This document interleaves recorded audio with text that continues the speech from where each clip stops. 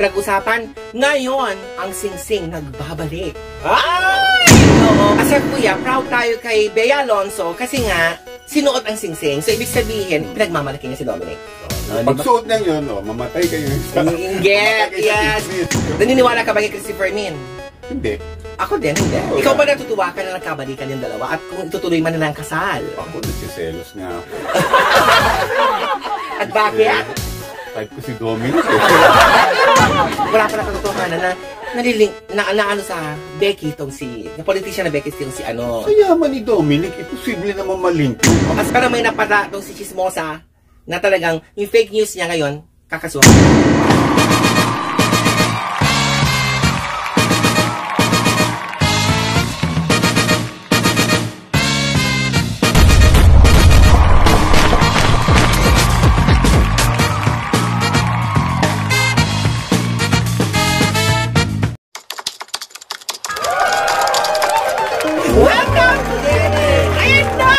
Chismis na si Bea Alonzo sinuot daw ang engagement ring na naman na ni Dominic Roque. Ganon? Yes!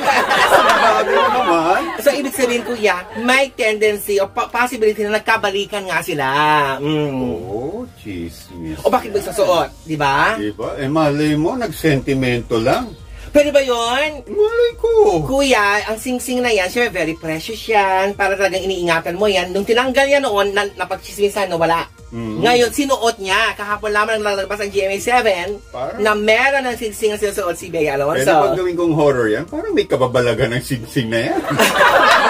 Singsing ni Lola. Oo.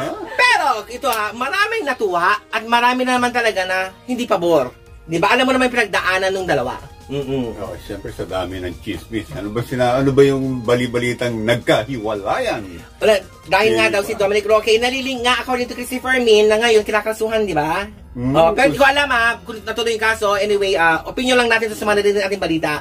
And yun na nga kuya, na wala pa na katotohanan na naliling, na ano sa Becky itong si, na politician na Becky itong si ano. Sa yaman ni Dominic, imposible naman malink yan. Baka bayaran pa niya ang Becky. Hindi kuya, at saka ito naman, politician yung Becky na to, makakakilala mga yan. Huwag naman natin bigyan ng bahid ng dumi. Di ba, irespeto natin na magandang samahan nila. Minsan kasi nakita lang friendly, very close. Yes. Issue na, di ba? Ay, issue na. Ganun talaga eh. Pero, di ba, nag-die down yung issue na yan, di ba, pinag-usapan, ngayon, ang singsing nagbabalik. Ay! Oo. Ilang karat ba yan? Hindi ko alam, kuya. Ano yun? Baka naman 299, mga ganun. Marami na namang chismis na ganun. Ano naman ang ano dito? Ikaw ba natutuwa ka na nagkabalikan yung dalawa? At kung itutuloy man nila ang kasal? Ako, nagsiselos nga ako. At bakit? Kahit ko si Dominic eh.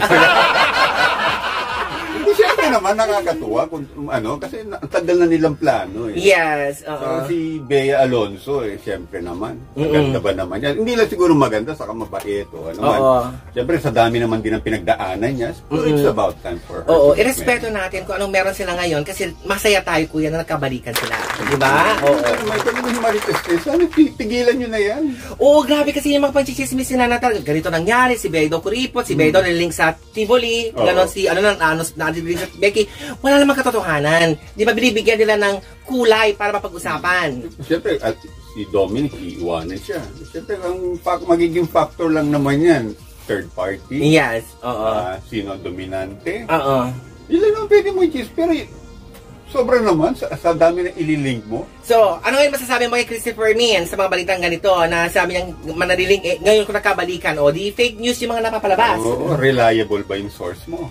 Yun ang pinasabi niya, reliable daw yung source nila, pero... Yun ang tanong. Yeah. Naniniwala ka ba kay Christopher Min? Hindi. Ako din, hindi. Oo. Tagal ng pinagplanuan ko naman yung talaga nila. Sa kanila na yun eh. Ang ano kasi, to see is to believe. Yes, totoo. Yan lang naman yan. Kung hindi talaga sila natuloy, doon tayo maghusga. Asa kuya, proud tayo kay Bea Alonzo kasi nga, sinuot ang singsing. So, ibig sabihin, pinagmamalaki niya si Dominic. Pagsuot niya yun, mamatay kayo. Get, yes. Kung may katotohanan na nakabalikan sila, masaya tayo dyan, di ba? Kasi kahit anong chismis nila, hanggang di mo nakikita, wala kang preba, huwag mo ng chismis yan. Exactly. Tago mo na lang. Oo. Ayan. Saka kung magkikwento ko man, sabihin mo ng third party information. Yeah. Hindi reliable source. Kasi kahit anong source yan, nanggaling pa doon sa isang source, doon pa sa unang source, nagbabago ang kwento eh. Wala ka napansin, di ba? Nung naka-issue sila, tahimik yung dalawa. Walang nagsasalita. Ang ganda. Di ba? Walang nakuha ang tao. Pero may napata itong si Chismosa na talagang yung fake news niya ngayon, kakasuhan siya. Di mabuti yun. Oo. Para ikaw napapalit sa kanya? Ay, mismo. Mismo! Maghanap tayo ngayon ng reliable source. Okay, biganin mo ha. Kasi dami rin lumalabas. Pag sa gabi, dami ko naririnig na, alam mo yung tunog lamok. Oo. Naririnig ko talaga yung sinasabi niyo sa akin. Ay, talaga? Talaga nga naman ng Marites, pati lamok, nakikichismis. Ayaw mo nun, di ba? Kahit lamok at nagpipestahan ka.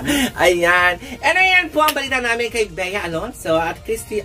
Bea Alonzo, kasi Merlin! Kaya Dominic Ochoa na kang Sing-Sing. Nagkabalikan nga ba? Itutuloy nga ba ang kasal? Then masaya tayo kung gano'n. Di ba? Hintay na lang po natin. Huwag na po natin gawan ng kwento. Yeah, anyway. Thank you so much for tuning in. And we'll see you again soon. Di ba? Marites na Marites. Silang yaka.